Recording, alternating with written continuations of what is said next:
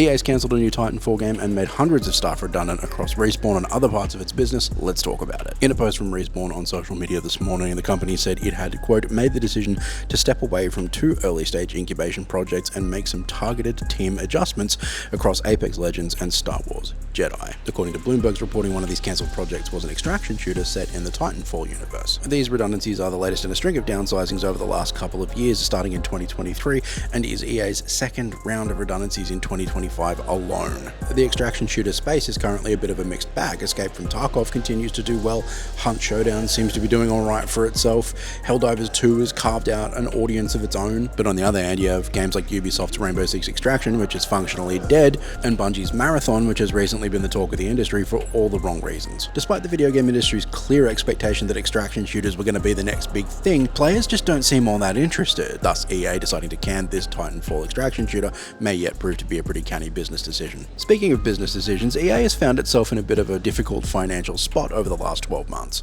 Dragon Age: The Veilguard, a game defined by years-long management woes, was rushed to the finish line and still failed to fire. That stumble, however, is nothing compared to the unexpected flopping of FC 25. EA's long-running football franchise is its greatest cash cow. FC rakes in enough revenue for the year that EA can fund all of its projects for that year with the proceeds and still be comfortably in profit. And this year, for the first time in a long while, FC revenue has faltered. Fans aren't satisfied, irritated that the scads of cash the game's microtransactions bring in have left the game in a worse place than it's ever been. The quality of its simulation has suffered without competitors like Konami's Pro Evo Soccer to keep it honest. New modes and features designed to set the yearly installments apart from one another have been small and evolutionary at best. That players would start to feel like the game is resting on its laurels is a development that everyone but EA seems to have seen coming. EA's Australian CEO Andrew Wilson, who is not losing his job in any of these redundancies, still expects to take home around $20 million this year. That's an amount of money that, according to Aftermath, could pay for 172 developer salaries for the entire year. Just something to think about. Anyway, a bit of an awful day for EA, a bit of an awful day to work